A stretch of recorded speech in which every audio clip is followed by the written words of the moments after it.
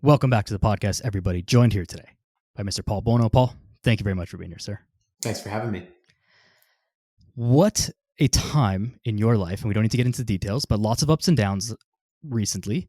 How do you manage to stay in your game with fitness, with nutrition, with all the health stuff amongst the ups and downs of things of life?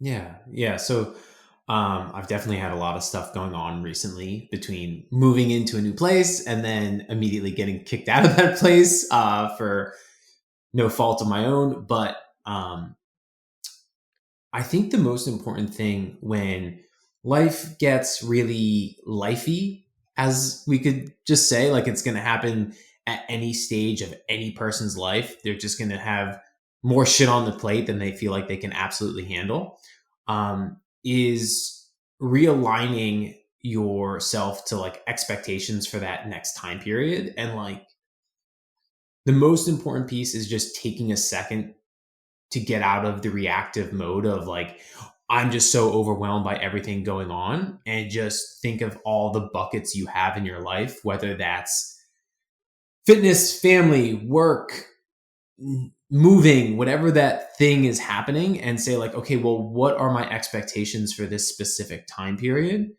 for each of those things? And making sure that your bucket of fitness, health, nutrition, lifestyle isn't getting anything poured into it. Maybe currently you're training or you're working out 3 days a week or 4 days a week, and you're like, well, for the next period of time, I'm just going to set my expectation around hitting bare minimums, or bare ass minimums, as I like to call it. For me, my bare ass minimums are 2 strength training sessions per week on minimum. And then on top of that is I do have some like cardiovascular goals for myself, like 3 30-minute cardio sessions, whether that's zone 2 or not. And that will at least be checking off the bucket of hitting the American College of Sports Medicine's minimum requirements throughout the week of what, your physical fitness and things should look like. So it's really coming down to setting priorities, setting expectations, setting boundaries, and not biting off more than you can chew at any given time. Is this something that you've always sort of embodied? I mean, obviously you're coaching and all that stuff now, but were you always managing to engage in health and fitness and training and sports and whatever throughout your life, even like as a teenager or younger? Or were there times where, stuff happened and you're like, yeah, I haven't been to the gym in 3 months now? So actually, on the opposite of that, I'm like, if we're looking at the spectrum, so I grew up playing sports, right? I've played almost every sport except basketball. I want to lie and say 5'4", but I'm closer to 5'3". And it's not like it's like all that much of like a reach of being like, oh yeah, it's just like that 5'3" number just hits me a little bit harder. So besides basketball, I've pretty much played every sport growing up. Super athletic, super into fitness. Maybe not fitness, but just like sports and recreation activity. In high school, I tore my shoulder and spiraled into a little bit of an eating disordered pattern for a handful of years there.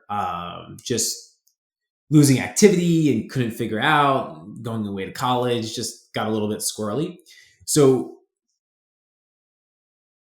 my natural tendency used to be shut everything else down when I was younger. I mean, like I didn't have nearly as many responsibilities, and just keep up with a crazy training schedule. Like it would be like, okay, well, like my life feels out of control. I'm not going to think about my finances. I'm not going to think about where I'm going to live. I'm going to crash on a couch, and work out 6 days a week for 4 to 5 hours, training for the CrossFit Games, the whole thing. So on my end, setting realistic expectations comes from a test or a task of like not burning myself out, which I very much go through periods of burnout from being a little bit of a harder charger. So it's just like, all right, what do we have to do to not do that again?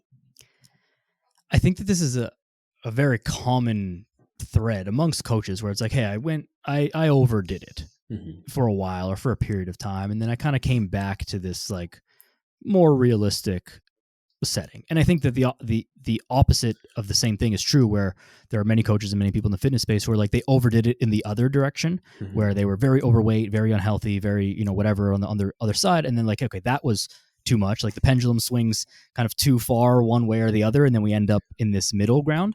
And so, like I ask you here, but do you regret those times where you overdid it? I mean, so I don't know how deep we want to get here. As I deep as you want to think, take it. yeah, I don't know. I don't know if it's as simple as an answer of like I do regret it, I don't regret it. Um, I think I have a natural tendency. I do have a natural tendency. It's not a thought. Like I am diagnosed ADHD. I am diagnosed OCD. It makes a really just fun combination. To try to manage like my chaos with like my extreme need for order and control. It's awesome. Uh, but I have this tendency to really push. And so I don't think it's as simple as an answer of I regret or I don't, because on one hand, yeah, like I regret, like I pushed so hard to the point of I have an autoimmune disease. I have lupus. It's been to the point where it's really bad and hospitalized for a month at a time. Um, But on the other end, it's like I also have this personality that I just laid out where it's like if I don't find the limit, then I can't work backwards from it. And that's just ubiquitous throughout my entire life. And I really wish it wasn't. I've been in a ton, I was and am in a ton of therapy to work on it. And it's getting better. It's been getting better. But it's like, it's kind of like nutrition. If you've never eaten a vegetable in your entire life and you expect to have a 6 pack of abs in like a really great sustainable nutrition plan in even a year, you're probably setting yourself up for failure, right? Like it's getting better, but not where I want it to be. So no, like I regret the fact that I missed out on parties. I missed out on weddings. I missed out on like the memories you set with your friends in your 20s and early 30s of like going out a little bit later. I do regret a lot of those things that I missed, but I also don't regret it because I've learned a ton of lessons. And in some ways, I've learned lessons that I think the people and my peers are going to learn 10, 15 years, 20 years from now. So yeah, no, like I don't think like some people will say like, well, I don't regret anything. I'm like, oh, well, I'm sure you do. It's just like, you have to understand like it's not as easy as a yes or no question. Yeah, fair enough, and definitely a deep question. You can always take that in any direction. Where it's like, yeah, maybe I shouldn't. That was a mistake, but I learned from it. So, Mm-hmm. do I necessarily regret it? It wasn't a mistake that didn't kill me. Like I didn't it didn't end everything. So like yeah, I can learn something from it and take some sort of silver lining from that. So it Totally. makes sense. It's a good question. I like the question. It's just always one of those that's like I don't ever know how to answer it. You know what I Yeah. mean? Like, I always find that it makes people reflect. Like I can see it in your face and like in anyone's face that I've asked this to. It's like, oh, do you regret that? And it's like, oh, and then you kind of go through this thing of like, well, that was kind of dumb. Like I probably shouldn't have done that, and like I maybe wouldn't do that again. yeah. But I did it, and like I'm here, and I kind of like where I am now, and I learned XYZ from that thing, and so I guess like I don't totally regret it. Like it's okay. Mm-hmm. And to your point, like the only way to find the limit is to cross it. And so now as a coach, like you have crossed that line several times, and so you can probably see this coming in your clients before they can and be like, hey, this is the road that you're heading down. I'm here to tell you this is what's going to happen if you don't fix this or don't stop this path. And Mm-hmm. so let's try and work on some strategies and like how do we curb that, or how do I get you there safely so that you learn the lesson on your own, because that's also part of it too, right? Is letting people fail safely. I've it's taken me some years to get comfortable of like allowing people to fail in a safe and controlled place. because I wanted to protect them from all the things that I put myself through and like all the things I've missed out on and the anxiety, like the whole thing, the whole. But I then also have to take into that consideration that person's own psychology and experience and be like, do they need to fall flat on their ass and like see that this doesn't work a little bit and then have a plan to fix it post hoc? Yeah. Maybe. Like, and like at least we could be there so that when they fail, they get a better plan next time and maybe they'll listen a little harder. Yeah. Yeah. I found that too. It sometimes obviously depends on the person and the situation and all that, but like sometimes it builds a little bit more trust. As like, you say, hey, if you do this, this is going to happen. Like, but I'm different. I'll figure it out. I'm like, okay, well, let's see. And then they do it and it happens. Like, oh, you were right. Like you actually do know what you're talking about. Like, okay, now I'll listen to whatever you're going to say. And so there's some value in that for sure.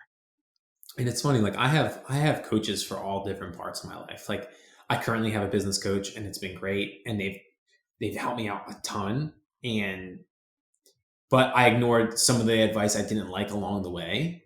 And now I'm facing all of the things that they said were going to be coming for me if I didn't listen to like the particular things of delegating and hiring out for help and like some of the things that I needed to do earlier. And now like I've gone through again periods of burnout with work because I'm like, I didn't build the systems and now things are like more challenging and I have to go backwards and build the systems. I have budget coaches and I have my own fitness coach, therapists. Like I have a team supporting me. And I just think it's important to have like those guardrails in place of being like, yeah, you can't do this stuff on your own, man. Were you always open to that coaching experience of like, hey, I realize that I maybe don't know some things here and I'm willing to ask them for help? Or did you have to like bash your head against the wall a few too many times to realize that, hey, maybe there's someone who can help me with this? So in college, I was training for the CrossFit Games regionals. I had just started CrossFit. It was like 4 or 5 months later. It was like the open qualifying. I don't know if you ever did CrossFit, but it was like the open, which would help you qualify for the regional. You qualify through regionals. You're at the CrossFit Games. You're on ESPN, the whole thing. Now, after like 4 or 5 months of doing it, I missed qualifying for the regional by like 10, 15 spots, which was pretty ridiculous at that time. I had always been fit and all that stuff. And I reached out to a CrossFit Games competitor. He was like always shown doing demos. He was a pretty well thought out coach at the time. Like those two things kind of went hand in hand back in the day. Like it was 2011. And I reached out. I was like, hey, like I have a couple questions about this training methodology. He figured out he was doing a great job of incorporating West Side Barbell's conjugate method with CrossFit style training. I was like, I think I need to build some strength and stuff like that. Would you like, if I like, can I pay you for, or like, would you be able to help me with this? And I think he came back and was like, yep, it's like $100 for an hour. Like, I'm in college. I'm like, fuck. I had a job and I had some money coming in, and on the call, he was like, let's go through your numbers. Let's go through your stats. And we go through my lifts at the time. And he's like, dude, you don't need to get stronger. He's like, you need to run. Like you need like, I think I was like 165 pounds with like a 430 back squat at the time. And like, I think my mile was fine. It was probably like a 630, but he's like, you need to get faster and more enduring with where my metrics were. And at that moment I was like, I've got no fucking clue of what I actually need.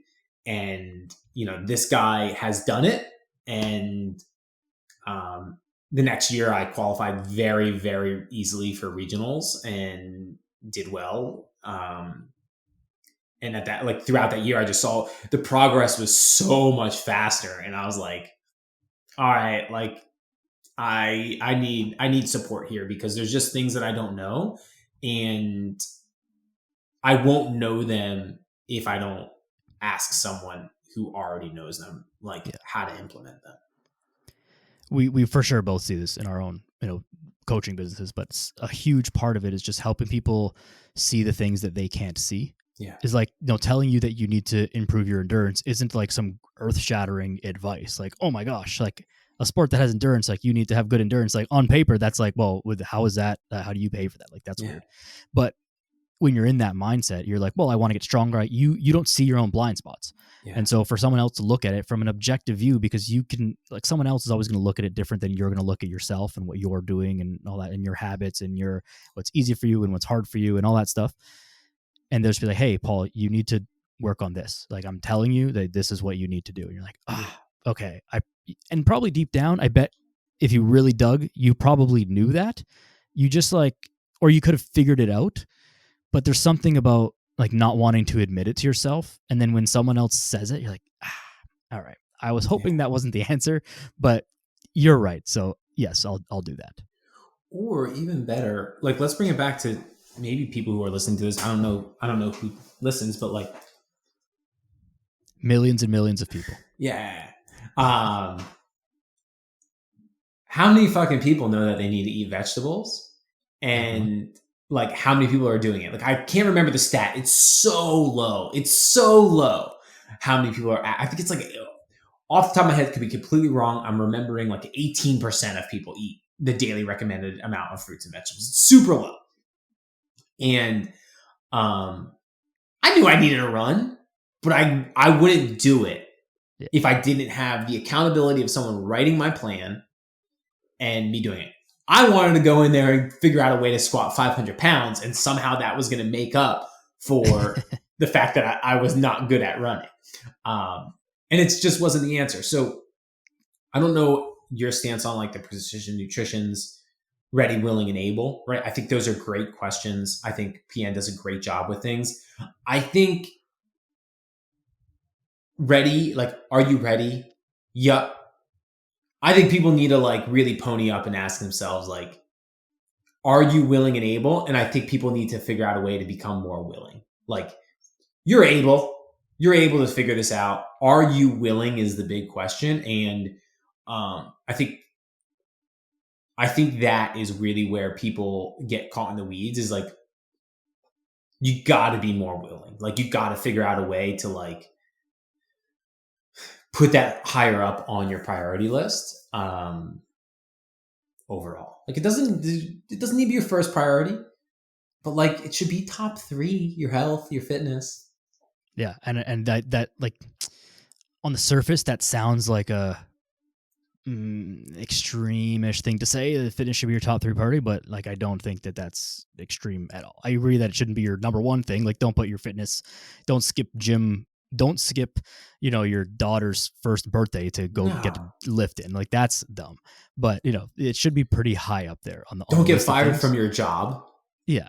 Like, don't default on your mortgage payment. Like, don't let your house go to complete squalor. But like, I don't know, man. Maybe you should have enough underwear for like 10 days so that you don't feel like you have to do laundry every 3 days, or you're constantly doing like these tasks, or like you have to have the most beautiful lawn and stuff like that. It's like, I guess like, we could say that's like lawn care is important too. Like it's exercise and activity, but like, sure.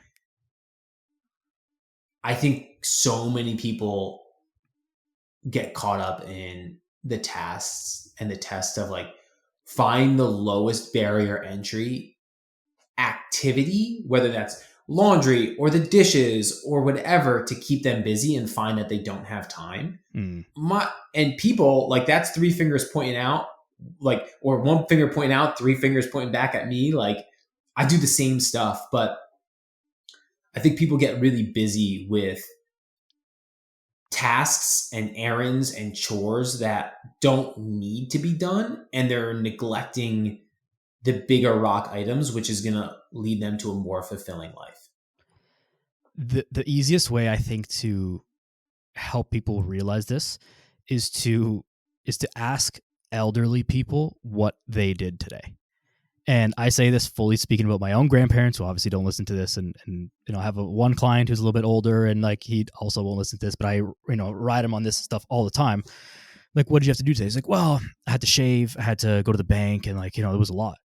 I'm like, okay, so that took like 35 minutes. Like, what about the rest of the day?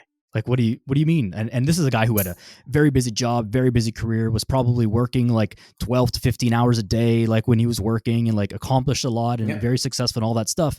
And now is like going grocery shopping, like is the entire day. Like that takes up his whole task, his whole energy and all this stuff.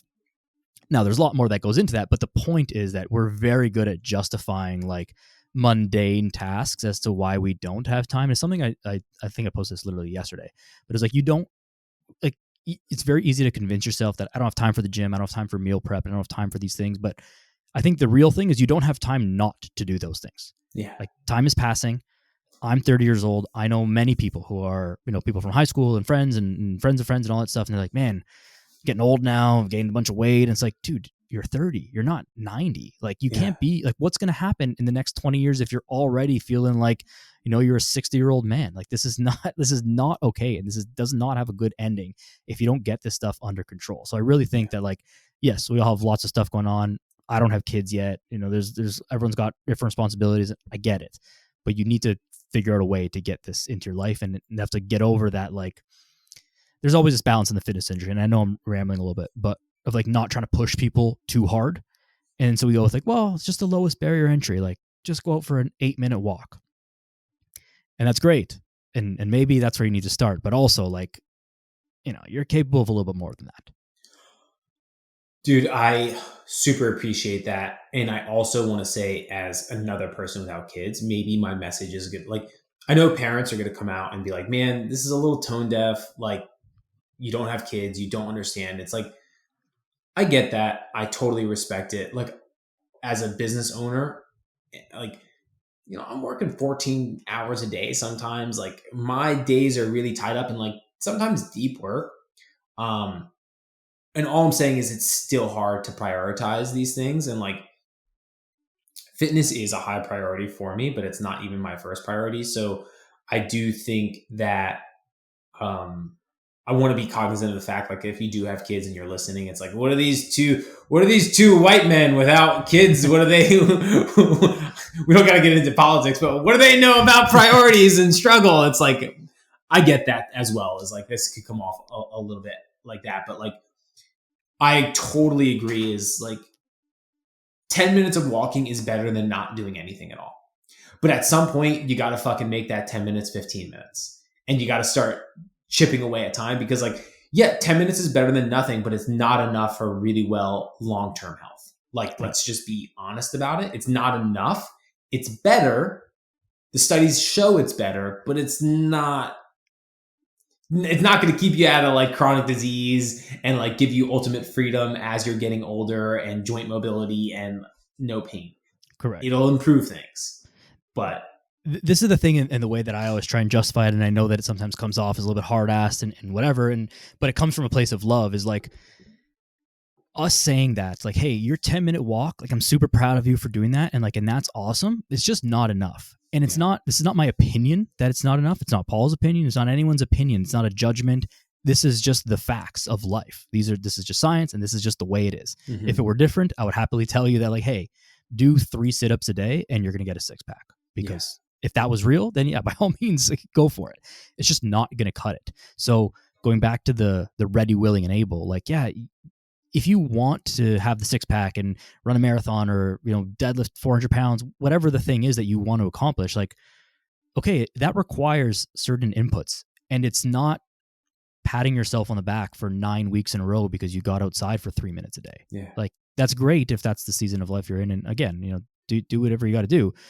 But if you want more, like you have to do more. And that's just the reality of the situation. And so sometimes I feel like the kind of like, the it's okay message has gone a little bit too far and people are a little bit too content with doing too little, but they haven't accepted that doing the bare minimum also yields the absolute bare minimum results. Yeah, no, I totally agree. It's something that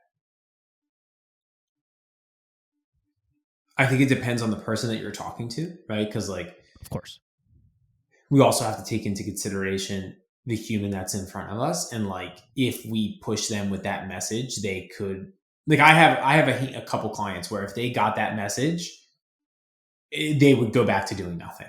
Sure. And so it's also the managing that of like, yeah, we can't have that go backslide because you feel like you're not doing enough, and like but moving people in the right direction, like moving people up the continuum of like where they should be with their health and fitness, I think is important. And it doesn't mean that we need to do it in a 12-week period. Like, I think that's what really bothers me, is that people think fitness is a 12-week program. Or like, when I work with someone, I'll just put it out there. It's like, it's a 6-month commitment, like upfront, Mm-hmm. because like it's going to take us like 6 weeks minimum to figure out what like either you like doing or what's working. It's going to take 8 to 10 weeks if you haven't been doing much to see any type of muscular change, because everything before that is neuromuscular. So it's like, uh, I'm not going to set myself up to like, yeah, you didn't have a good experience, because yeah, it takes 10 weeks for you to see any change in muscle, like, or anything like that. But they've been sold this 4-week, 8-week, 12-week program plan, and they think, cool, this happens in 12-week sprints, or it happens in 12 weeks and then it's summer and I'm going to coast for the summer and then I'm going to pick back up. And it's like, you got to figure out a way to do a little bit more over the rest of your life, and whatever that looks like, that's what's going to be most important.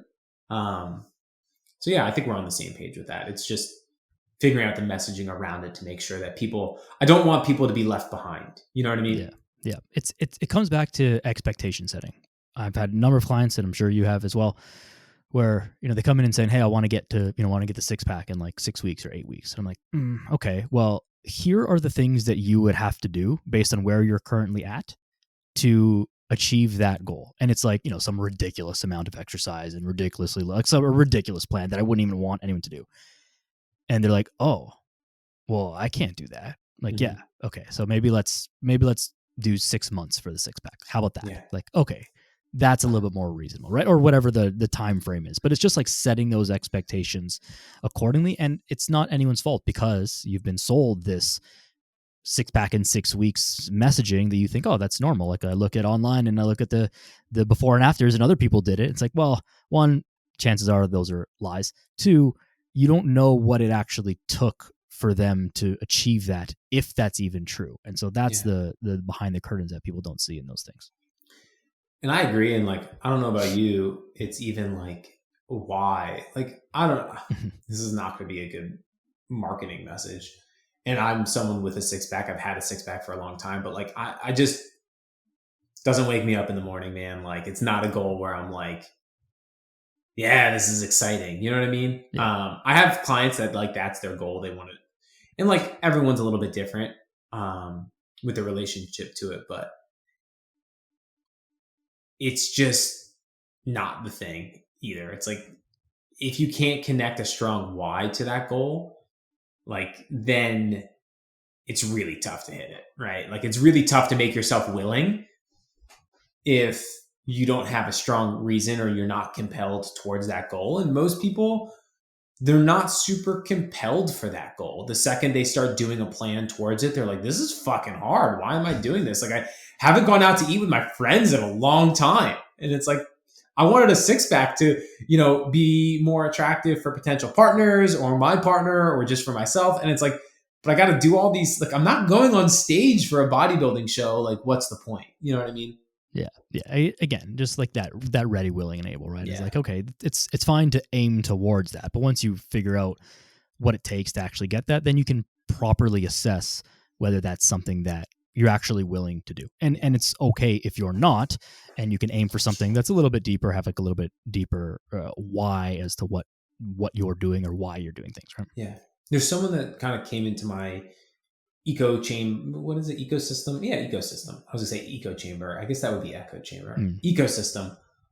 Recently, and they asked me like, "Hey, I have this weight loss goal, but I'm also in this relationship, and I'm in this relationship, and I really love this person. I love spending time with this person, and we don't get to see each other often because um, they're a single parent. They have 2 kids." And so we only really get to spend maybe one day, maybe 1 or 2 nights together. It's not even always every week. and I do pretty well with my nutrition. I do pretty well with my nutrition when I'm not with them. I work out, I'm consistent. But when I'm with them, it's this celebration of being together. And from like sun up to sundown, the day we're together, it's going out for breakfast, getting lunch out in the city, going out for dinner, grabbing drinks. And they're like, I know this is one of the reasons why I'm not seeing the progress I want. But like, how do I manage these things? Like, how do I manage this once every 7 to 10 day food bender, if you will? Um, and the big thing for me was like, well, like, you got to ask yourself, what do you want out of this relationship, right? Like, what do you want? How do you want to feel when you're with this person? And how do you want to feel when you're not with this person? And like, you also, it's relatively new. You might understand that this is just a season of your life right now. Like, if we kick back all the way to the beginning of the call of like, and you might just want to get a little fat and happy for a while. Like, you know what I mean? Like, and like, you might want to just make these memories for this moment and be like, hey, let me just check back in with this in a month and see how I'm feeling about that then. And like, recalibrate what that looks like in this relationship. But like, if you're only spending a day together and you like all those things and you're doing pretty well when you're not together, it's like, yeah, maybe you just enjoy it. You hit hard workouts, you keep moving strength goals. Like, I think people get into this mindset that they can't make progress if they're like, if they're doing things like that. It's like, you're still getting healthier, you're still getting stronger, you're still getting fitter, you're still helping yourself live longer. And yeah, like, you could go out on the weekend and do a little food debauchery, if you will. Like, I go right now, I go out, I have a couple drinks on a Friday or a Saturday night. Like, I'll eat foods and stuff like that. Like, it all works. Like, the food benders are a little bit tough, but like, remembering, is this the time in my life right now for being super diligent with my food? Maybe not. It's where the results don't match your expectations. So like, if you're in your head, you're like, I'm trying to get shredded, but you're also going out 3-4 times a week. It's like, well, you're not going to achieve the thing that you're trying to achieve. Yeah. But if you set out to be like, hey, I'm trying to get stronger and just like maintain my body fat composition, yeah, you can definitely go out a couple times a week, still train, still do the things. And like, nothing changed in what you're doing. It's just that your expectations now match the reality of the results that you're getting. And that's like a huge disconnect that I find with people. I'm gonna paint a little, like, is it cool if I paint a story of like Absolutely. myself? Right. Yeah. Like, I don't know if I didn't do a great job. Like, it's no way I could tell people like how fucking intense I was about fitness and nutrition when I was training for CrossFit Games and the disorder. Like, there's no way for me to put that across in like a 1 hour thing. I'll interject a very quick anecdote here just to help with this, and then you tell your story. When I was in school, I overlapped in school with Patrick Vellner, who was like super high up, like crazy. I don't know if he was podium in the CrossFit Games. I don't remember what places, but he was like competed against him. Okay, so top competitor. And so I played against him and I grew up sports and, with some very high level athletes and all this stuff. I played against him in like intramurals stuff at school. Yeah. He was by far the best athlete, freak of nature that I've ever competed against. And so I was like, this guy is like literally a machine. And that was like amongst many people who were like very athletic and very good at sports. So like people who are like doing well in the CrossFit Games are insanely athletic, strong, like freak of nature human beings. So that is how, like, if I can just preface this story that you're about to tell, which I don't know what the story is, like, people who are doing well at the CrossFit Games are animals. Yeah. And it's like, it's just kind of funny to hear that, but like, with how crazy I was about things back in the day, I have lupus. My diet is very restricted to help manage inflammatory symptoms.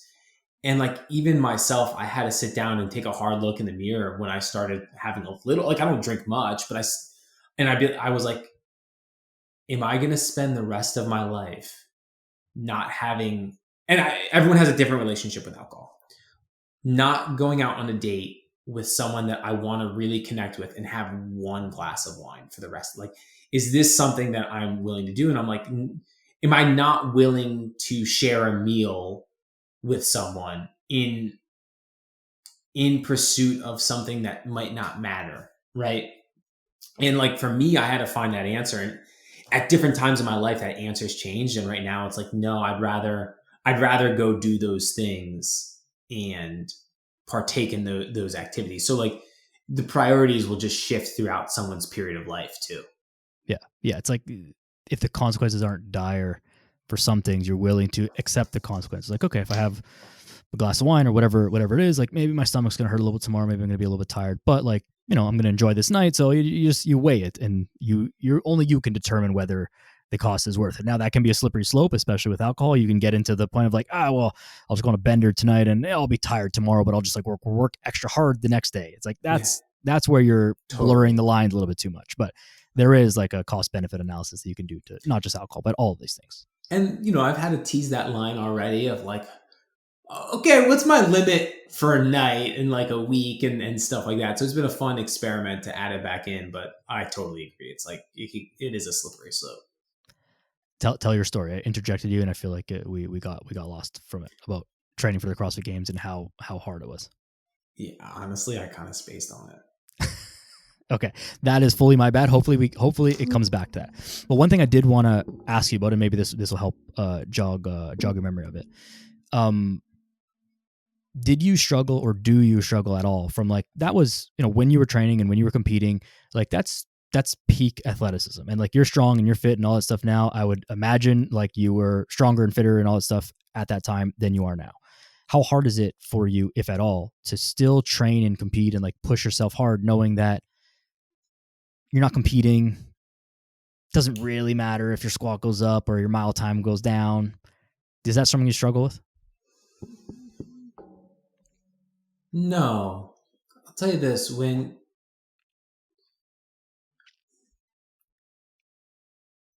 again, like tough to get the stories across, but when I said like I had lupus, I was in the hospital for a month. I was an hour away from dying, and I was rushed into the ER to have like an emergency heart surgery. So I had about I had like 750. So talking about alcohol, think of like a 750 milliliter of like vodka or something like that.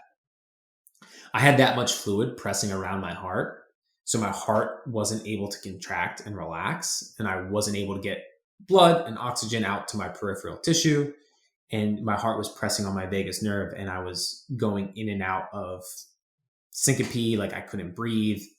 So I had an emergency heart surgery. And when an emergency doctor tells you we need to get you into the OR stat for a heart surgery at 3 a.m, and the heart surgeon he's like, and if the on-call heart surgeon doesn't answer, me, the ER doc, who's not really able to do this surgery, has to do this surgery, or you're going to die.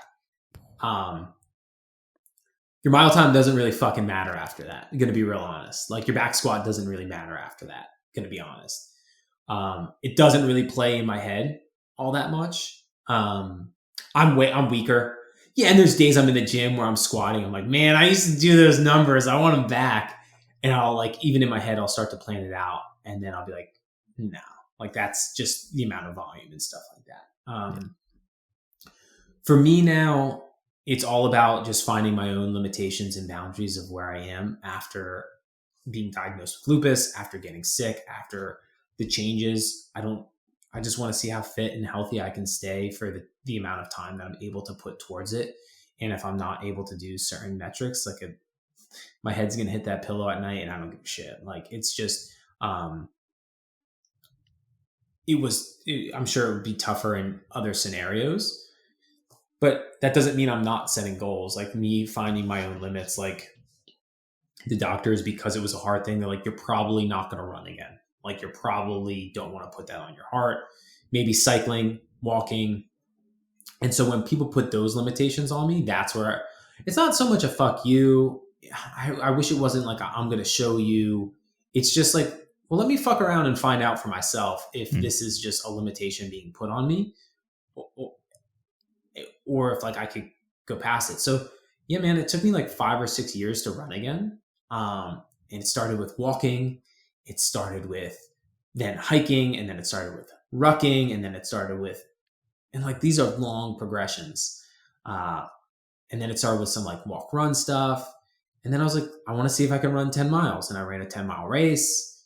And I was like, well, let me see if I can do a half marathon. So this November I'm in for a half marathon, and I will be able to do it. I know that now. Depending on the intensity that I push at, like, that's also very important to remember. And like, I have like these other goals where I think it's going to be harder personally to achieve. It's going to be more of like, can your body actually tolerate that? Like, I would like to be able to run a marathon. Not just, it's like one of the last things standing for me where I'm kind of like, oh, that'd be cool to go do that. And there's the New York Marathon in New York. Jeez. And the Lupus Foundation is like a title sponsor of it.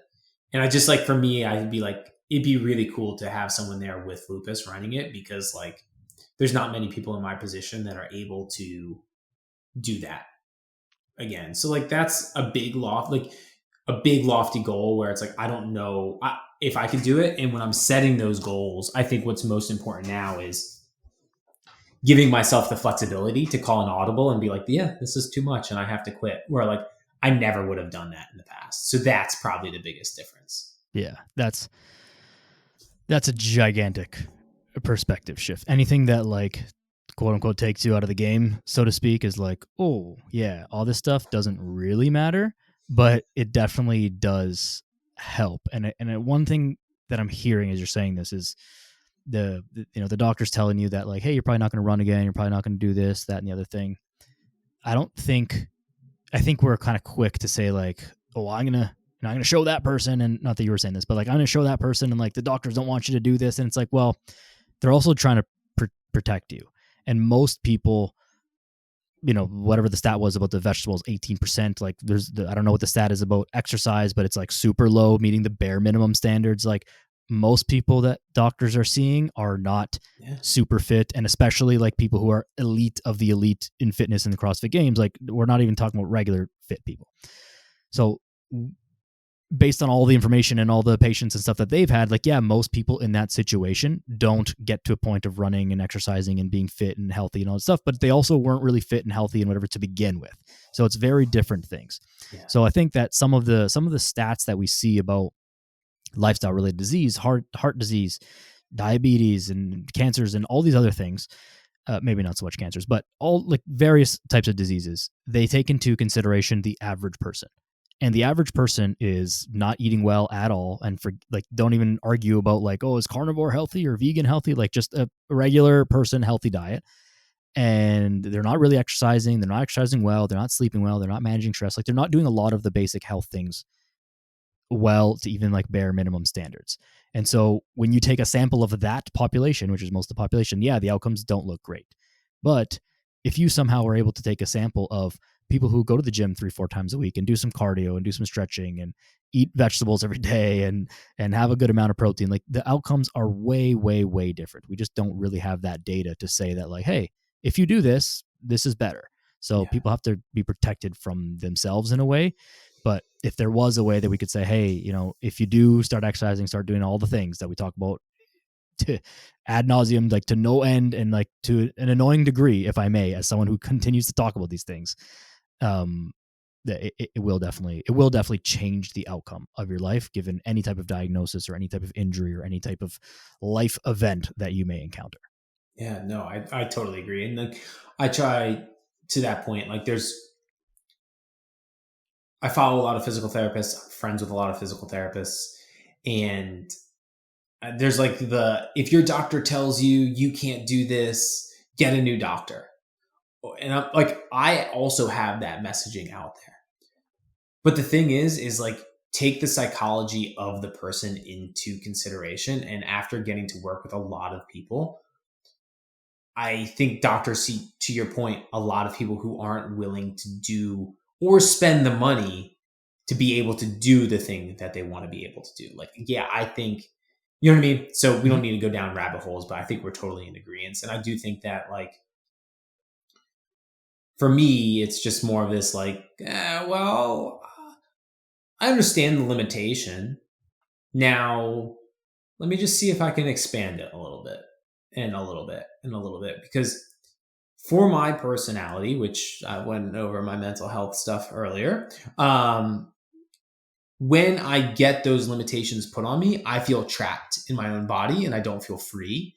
And when I don't feel free, I do all these weird fucking things in my life that like can it just like ekes out of me, which is super unfortunate. So like that limitation in itself of like, yeah, you might not be able to do this. Like I had a doctor be like, yeah, you probably aren't gonna, I'm really into snowboarding, ride backcountry anymore, like on double black diamonds and like at 15,000 feet, 14,000 feet elevation or 12,000 feet elevation. And so the next year, like the next winter, I had my buddy just like have me jumping off a cliff on a double black in the back country. And I just like had a video of it and I just brought it to my rheumatologist appointment. She's like, you're going to be a pain in my ass. I was like, I'm going to be a pain in your ass. Like, it's just, I don't want to feel trapped. I think that's important is I do think a lot of people feel trapped in their own body. And I think feeling trapped in your own body comes out in really weird ways for people that without doing deeper therapy or like inner work or whatever you want to call it, whatever's woo woo at that time. Without doing some of those things, I don't know if people will connect the dots of like how they're showing up physically and how that's affecting them mentally, spiritually, emotionally, in their relationships and all those other things. So like, I know when I don't feel good in my body, you don't want to be around me. Yeah. I think that you're exactly correct that most people just don't connect the dots. And it's like, it sounds so cliche when we say it, but it's like, go outside for a walk and then tell me you don't feel better after that. And it's like, if you just did that and then expand that to a workout, to a run, to a lift, to a whatever, it's like, yeah, things start to, you start to put the pieces together here. But if you've never really exercised intentionally and you've never really paid attention to eating well and getting your sleep in and these things, it's like, it's almost like you don't know what you're missing kind of thing. And so if you're then hit with a diagnosis, hit with an injury, hit with some extreme life event that takes you out of the game and people are like, hey, be careful. You're like, well, I already wasn't doing a lot, so I'm going to do even less. Yeah. Like I understand that it's not someone's fault that they start to think that way, but I get where that idea would come from. And it's unfortunate, but the whole system is like a whole thing that we're not going to fix in this podcast, but it would be great if we were all able to just encourage each other more and be like, hey, okay, you can't do it today, but what can you do? Let's start there and like build up from there. Right? Totally. I think that's the big thing. Like, I think hopefully people between both of our messages will understand that, we said you might not be doing enough, but like, let's still start with what you can do and build from there. That's, I think, the most important piece still with it all.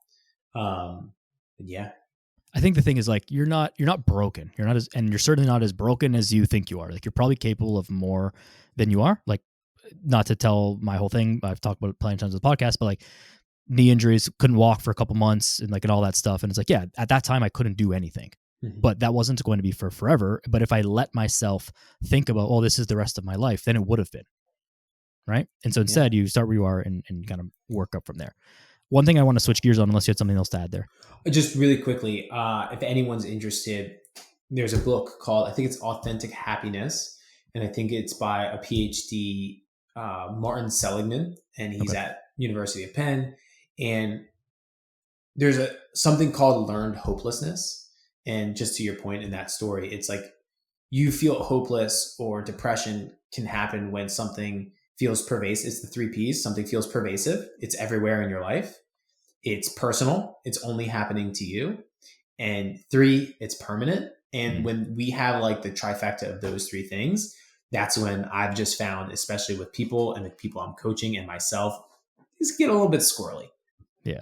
It's another one. The personal side is a huge one. Or again, I've seen this countless times. I'm sure you have as well. It's like, it seems to work for everyone else, just not me. Like, why can't I do this? It's like, well, the thing that I wouldn't say to a person probably in like a one-on-one setting is like, hey, you're not that special. Like, either you are, the you defy the laws of physics and like you are this special person that is like completely different than everyone. You're the exception to all of the human race, or you're wrong. Like Yeah. it's one of those two options, right? Yeah. And that's not a nice way to say it, but like kind of is the truth. And so the reality is like, hey, yeah, you may have some challenges that are off from the average, but like this is not an impossible thing for you to overcome. No, not at all. No, I agree.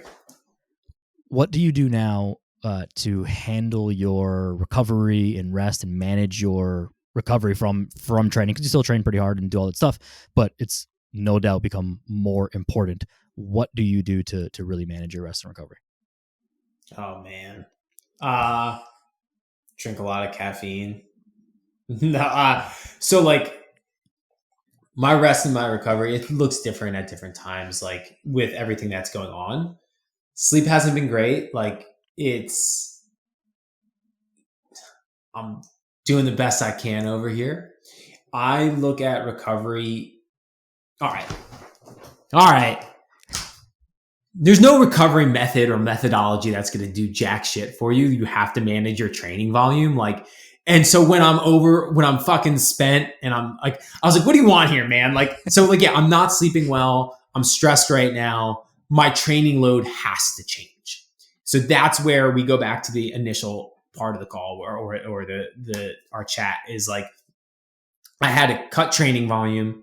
I had to approach things properly because we see injuries with training spikes, not because you're not using a Theragun on your fucking quad. Like that's what's going on. And so most of the time where people fail and like even really good PTs who I have a good connection with is like we're looking at all these higher level methodologies for recovery and stuff like that.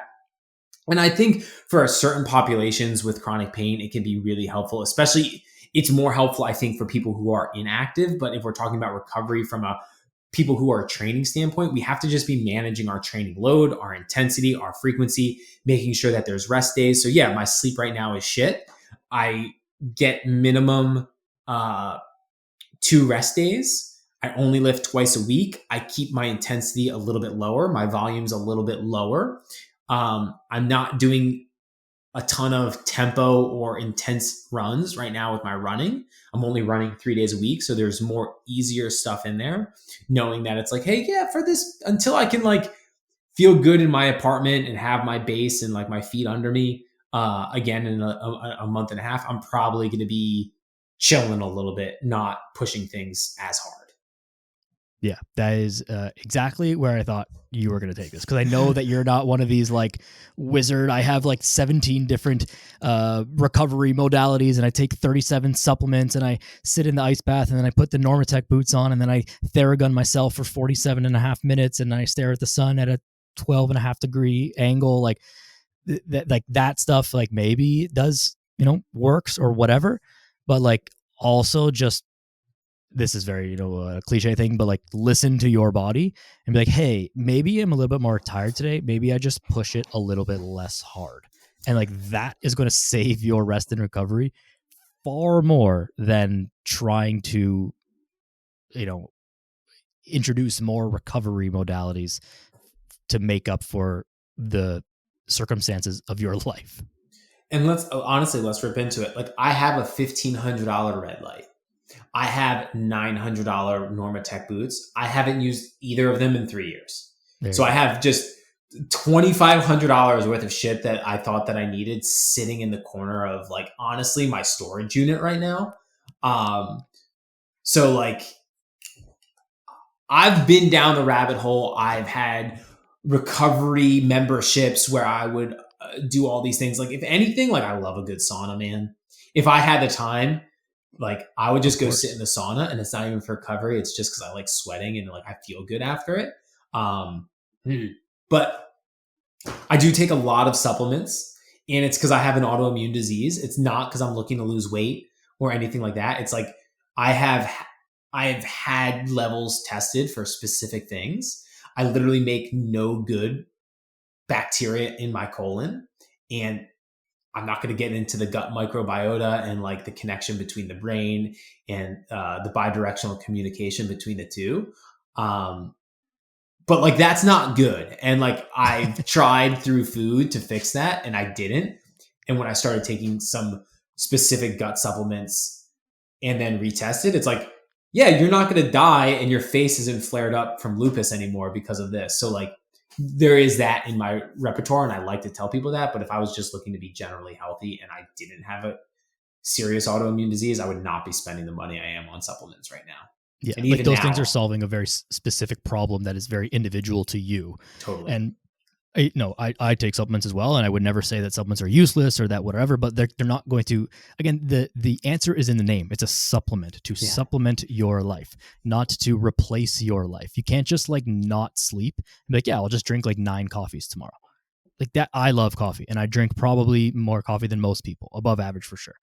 And that is not like, but it's not a solution. I also sleep very well. I just like coffee, and I've gotten too addicted to it, and I'll admit that. But I will never be like, yeah, I can just drink way more coffee and I'll just be fine. Maybe on a day here and there, but like not regularly. That's not a solution to not sleeping or not training. Or I can't just, yeah, well, I'm already feeling sore, so let me just go max out my squat today, and I'll just take like a couple extra magnesium capsules tonight. Like that is not going to do anything. It's just, these are things that you take to kind of keep you at baseline or whatever makes you feel good, and some placebo effect in there as well.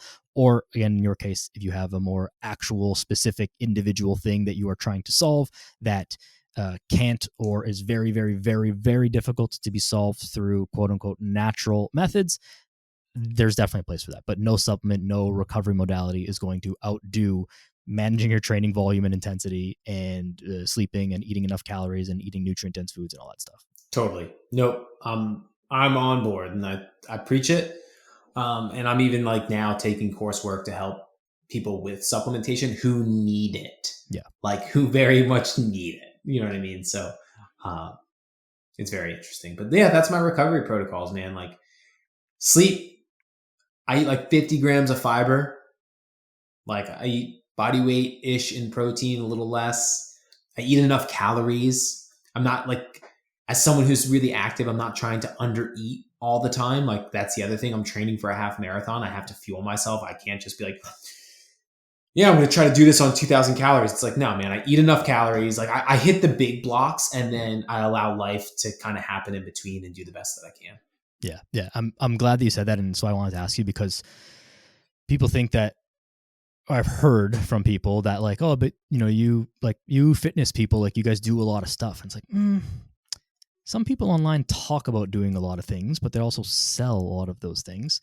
There's a difference between like people who really train and like not necessarily selling those things. Like what do you actually do versus what do people think that you do? Yeah.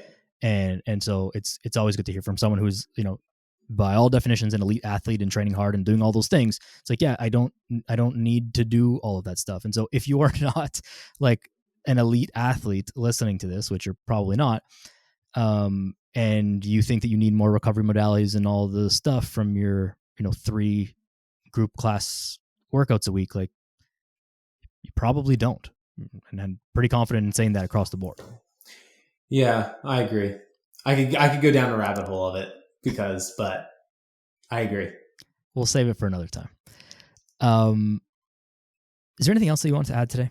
Anything else that you feel like we left out that was kind of related to anything we talked about today?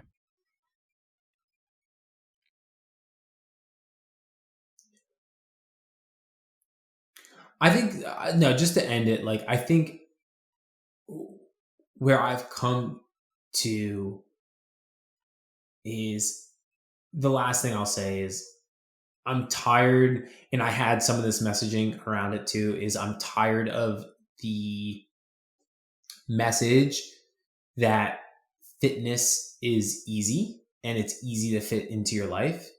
It's simple.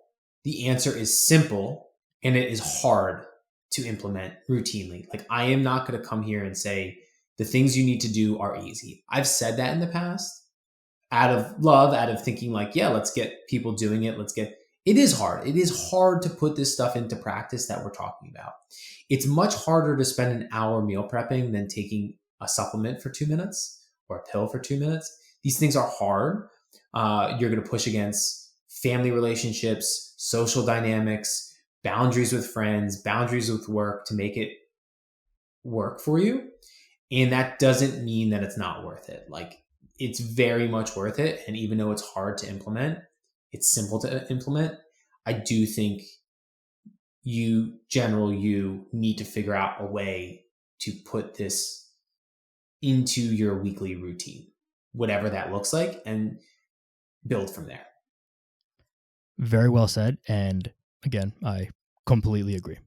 It's not easy, but it does need to happen. And I think that being sold the message that it is easy is comes from a place of love. And I think people were, it was well intentioned, but people thought it was going to be easy. And then they started and it's like, damn, this is not easy. I wasn't expecting this. And again, it's this whole expectations meeting reality thing. It's like, if you expect it to be easy and then it's not, well, that's how people think that there's something wrong with them, or that they think this is for other people. It's like, no, this is hard for everyone. Yeah. There are some of us in the fitness industry, mostly who like, hey, we like this. Like, I don't really have to get myself fired up to like go work out. It's kind of like my favorite part of the day every day. And so, we're exceptions to that a little bit, but like, it's still hard to fit it in the time. It's still hard to deal with the family relations and the friends and like all the other stuff. Like, all the things are still hard. It's still hard to go work out. Like, my body, it doesn't feel comfortable when you're sitting under the barbell. Like, it's hard to do. But it is worth it. And so understanding that, like, hey, it's hard, but you're capable of doing it, I think is maybe a better message, but probably like less good for marketing. Totally. No, I totally agree. And like, to that point, it's like, it's not even my favorite part of the day anymore. It's like, there's many days I'd rather be on the couch. I'm going to just be honest. There you go. Yeah, exactly. Good stuff, Paul. I appreciate you taking the time, man. This was a fun chat. And I think people get a lot of value from it. Anything you got coming up that you want to let people know about? I'm going to Italy. Wish me luck. Amazing. No, nothing huge coming up. I have a couple resources I'm working on getting put onto my website that I think will be really helpful for people. I don't even have like a great way to get it to people right now, but like, DM me if you want it. It's super, I put way too much time into them. There is, I have a resource around portion control without a food scale or measuring cups, which is incredibly helpful for a lot of people. I have a resource around eating on the go, what and how to eat, really helpful. Really great balanced meals while you're traveling or you're busy, you're bringing kids to soccer practice. And coming in there soon, I will be announcing a new resource, which I'm super stoked about, making meal prep easy for people and like walking them through. It's like kind of like the diet before the diet. I know people say that with like other situations, but making sure that your house and kitchen and lifestyle is set up to start implementing some of these things. So the reason I say that is I think they're helpful. I think they can really change some things for people. I'm going to do a better job of announcing them in the future and having a place to send people. But yeah, if you want that stuff, at Paul Buono on Instagram, info@paulbuono.com, or you can go to my website, paulbuono.com.